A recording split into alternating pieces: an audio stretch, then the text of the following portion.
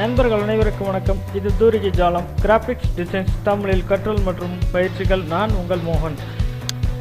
நான் இன்னைக்கு CorelDRAWல என்ன ஒரு விஷயம் இன்னைக்கு சொல்ல போகிறோம் அப்படின்னா, இங்கே நீங்கள் ஸ்க்ரீனில் பார்த்துட்டு இருக்க ஒரு இமேஜ், இந்த இமேஜோட ஒயிட் கலர் பேக்ரவுண்ட், பின்னாடி இருக்கக்கூடிய அந்த ஒயிட் கலர் பேக்ரவுண்டை CorelDRAWல இருந்து எப்படி ரிமூவ் பண்ணி நம்ம இந்த பழத்தை மட்டும் நம்ம டிசைனுக்கு யூஸ் பண்ணுறோம் அப்படின்றது தான் இன்றைக்கி நான் கற்றுக்க போகிறோம். இதை ரிமூவ் பண்ணுறதுக்கு நம்ம இங்கே பிட்மேப்பில் போகிறோம். பிட்மேப்பில் போய் எடிட் பிட்மேப், எனக்கு பிட்மேப் ஆப்ஜெக்ட்டு, அதனால் பிட்மேப்பில் போய் எடிட் பிட்மேப் அப்படின்ற செலெக்ஷன் தேர்வு பண்ணிக்கிறோம். தேர்வு பண்ணோம்னா என்ன ஆகுனா, நமக்கு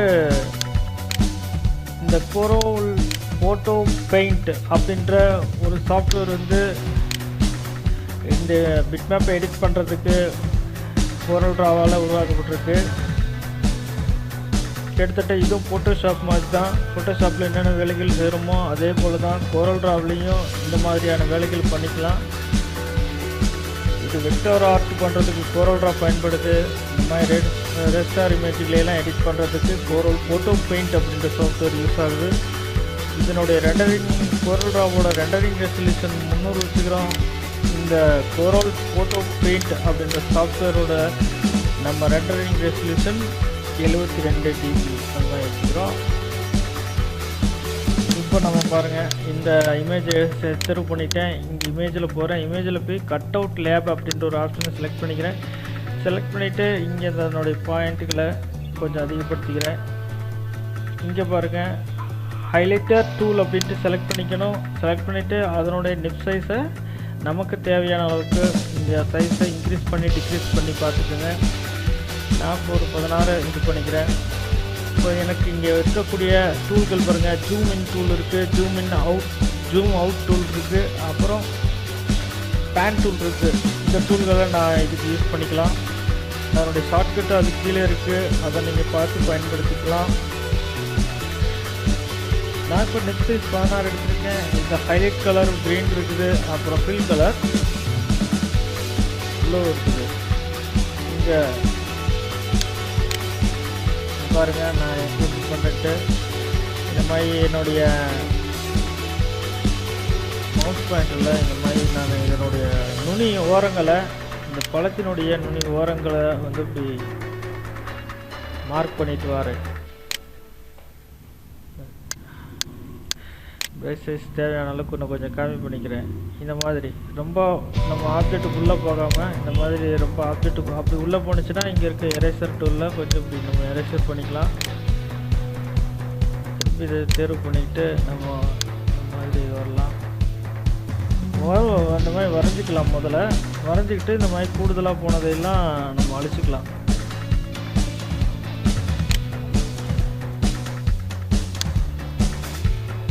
அதே போல் இந்த பக்கம் உள்ளே இருக்கிறதையும் அப்படியே வரைஞ்சிடலாம்.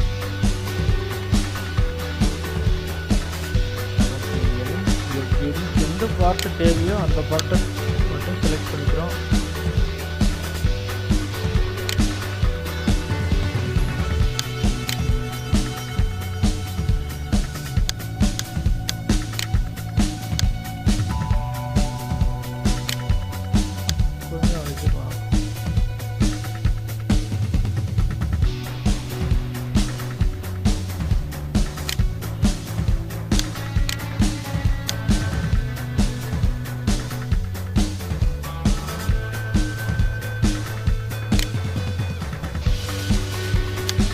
CorelDRAW தள்ளிக்கலாம்.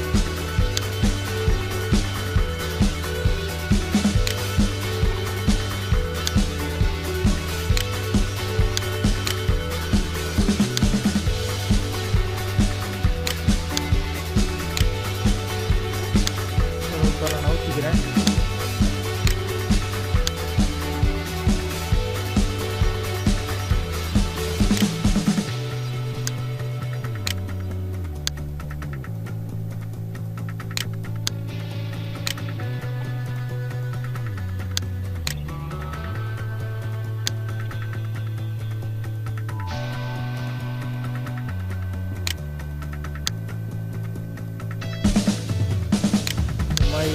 துணியில் நீங்கள் ஒட்டினாப்பில் சேர்த்துட்டோம்னா நமக்கு கட்டிங் கரெக்டாக வரும்.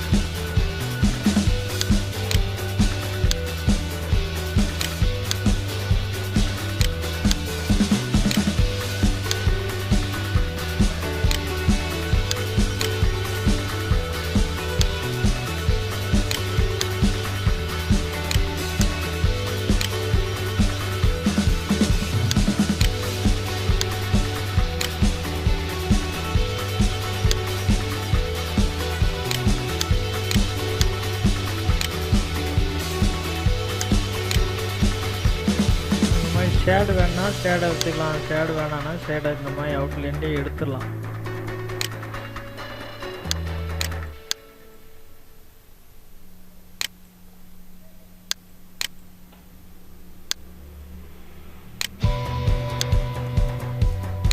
இந்த மாதிரி தேர்வு பண்ணிக்கணும்.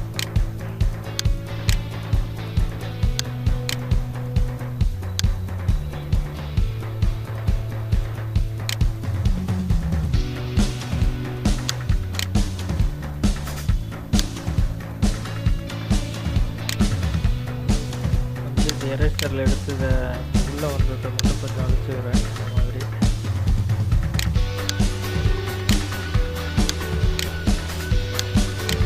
கொஞ்சம் அந்த பழத்துக்குள்ள செலெக்ஷன் கொஞ்சம் வந்திருக்கு. அந்த செலெக்ஷன் மட்டும் கொஞ்சம் இந்த எரேசர் டூல் எடுத்து அழிச்சுக்கிறேன்.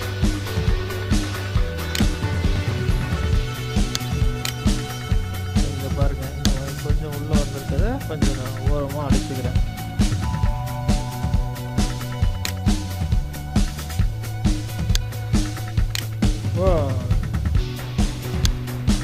ஓகே, பிக்சல் இல்லாமல் கரெக்டாக நீட்டாக வரும். அதுக்கு கரெக்டாக செலக்ட் பண்ணிட்டோம்னா போதும்.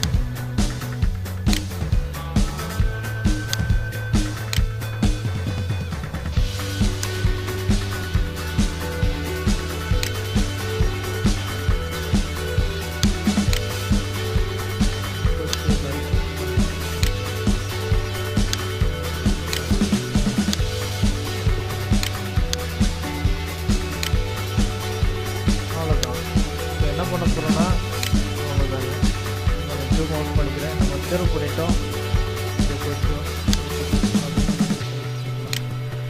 அவ்வளோதான். இப்போ இந்த ஃபில் டூல் எடுத்து இதனுடைய ஆப்ஜெக்ட் தேர்வு பண்ண ஆப்ஜெக்ட்டுக்குள்ளே இதை கொடுத்து இந்த மாதிரி ஃபில் பண்ணிக்கிறோம். இப்போ நம்ம தேர்வு பண்ண ஏரியா வந்து ஹைலைட் பண்ணி காமிக்குது. இதில் எக்ஸ்ட்ரா வந்ததெல்லாம் இந்த மாதிரி எடுத்து இது பண்ணிக்கலாம். இது பாருங்கள், இந்த மாதிரி எக்ஸ்ட்ரா வந்துருச்சுன்னா இந்த மாதிரி எடுத்துக்கணும். இப்போ ஆப்ஜெக்ட் ஃபினிஷிங் கரெக்டாக வந்துடும்.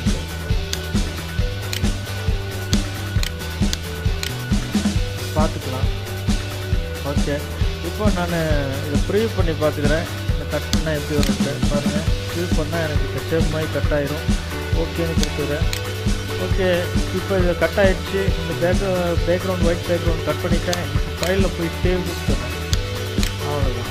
சேவ் கொடுத்து மினிமைஸ் பண்ணிக்கலாம். இங்கே பாருங்கள், நம்ம அங்கே ரிமூவ் பண்ண இந்த ஒயிட் கலர் பேக்ரவுண்டு போயிடுச்சு. இப்போ நமக்கு இந்த ஷேப் மட்டும் நீட்டாக இருக்குது. நம்ம டிசைனுக்கு இதை நம்ம எங்கே வேணால் யூஸ் பண்ணிக்கலாம். இந்த மாதிரி CorelDRAWலையும் ஒரு இமேஜை அதனுடைய பேக்ரவுண்டை ரிமூவ் பண்ணுறதுக்கு உண்டான நிறைய வழிகள் இருக்குது. அதில் இதுவும் ஒரு வழி.